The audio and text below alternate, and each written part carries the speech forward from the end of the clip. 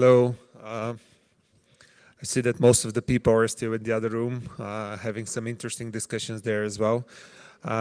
When I was asked to have just a short discussion and topic in this forum, I was thinking what will be really valued as an opinion from our side and maybe share some experience. I come from business. I took over the Invest Bulgarian agency less than a year ago. And one of the main challenge is the fact that at the moment we have from one side a very turbulent environment, from the other side investors are very cautious of what's going on and how we can accomplish their plans in the near future. And that reminds me to a book called The Black Swan. Maybe some of you have read that book of Nassim Taleb. And the last years we've been actually swimming in a lake surrounded by those black swans. This is basically unpredicted event that has a massive impact around us. And after this event, we have a creation of mitigation measures. It becomes more predictable in the future. But how we can predict what will happen? And all of these crises that we are surrounded actually are also opportunities. It's not just problems. And there are many dots we need to connect as humans, as businesses, but also as agencies. And the question is how an agency connects the dots, how we create our plans, how we create our vision, which are the factors that we need to consider in terms of internal factors within the agency, but also in terms of external factors, which are those that we might not be able to control. And here are just some of the main internal factors, and how we really connect them will frame our strategy, but from another side, will bring more and more value to investors. And is that enough? That's a question that we are asking ourselves. Is it going to be enough if we come up with another strategy of FDI, or if we bring on board one strategic partnership? From our aspect, this is not enough. So we need to be a lot more creative. There are a lot more dots on the line that we need to connect. And what we believe, and we started this strategy at Invest Bulgarian Agency, connecting the dots actually comes on a specific investment level. So we are not talking about the strategy anymore.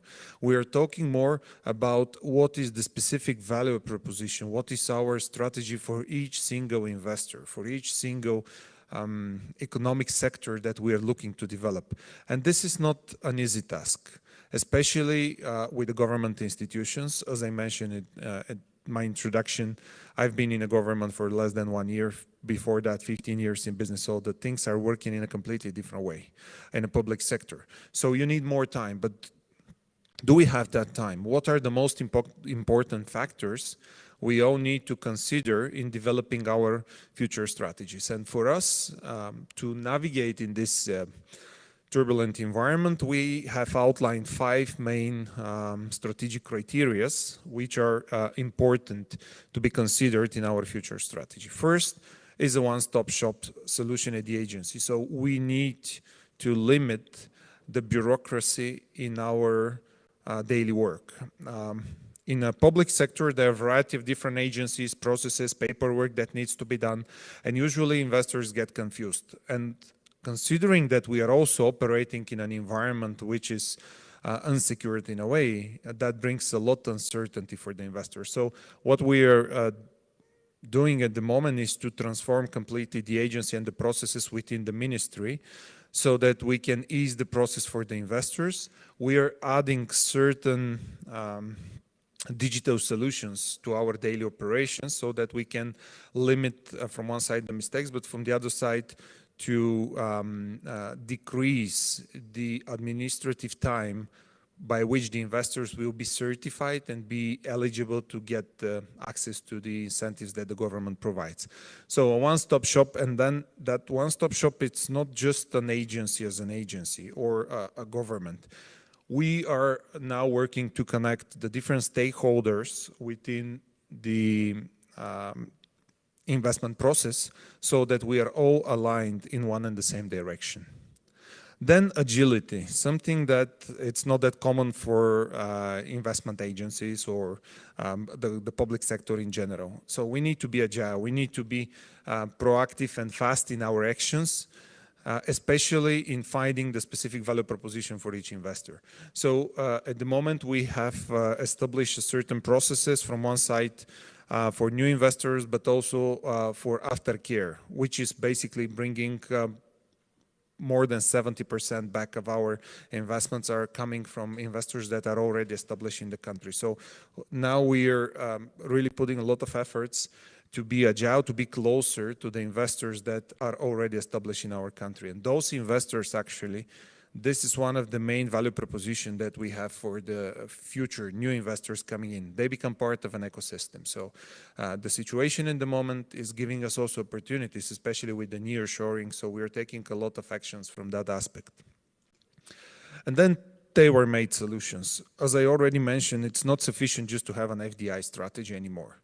This FDI strategy or a specific sector that we are targeting, it will not be sufficient in the future. So we need to be focused on the needs of the specific investor. We need to build maybe some capacities that were not present before, so that we can serve better each individual investor. And we are talking about the initial market research until actually establishment of the investor and further expansion of their activities. Long-term partnership. Why this is important? We know that the environment will not change soon. We know that the process will not be smooth. For sure, there will be certain obstacles that we need to overcome. But when we look in a way of a long-term partnership, we are closer to the investors. We are giving them confidence that whatever happens in the future, we are here to work together a solution that works both for our government, but also for the investors. And then added value. What value we could add to the investors?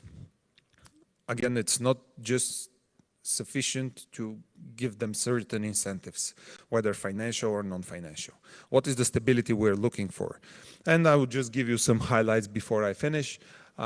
Sofia, and especially in Sofia, we are developing a very sustainable network of startups. So we have currently 650 deep tech startups working in fields such as AI, autonomous driving, and more than 15,000 employees directly specialized in those industries.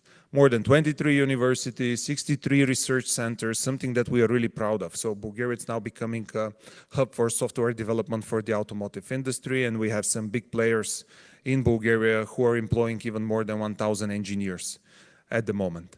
Again, talent is a very important part of the whole process. This is why we created the first Institute for Computer Science, Artificial Intelligence and Technology. It's called InSight, and it's established in cooperation with ETH Zurich and Polytechnics of Lausanne. This institute will develop PhD level experts together with a very high level research. But that's not all.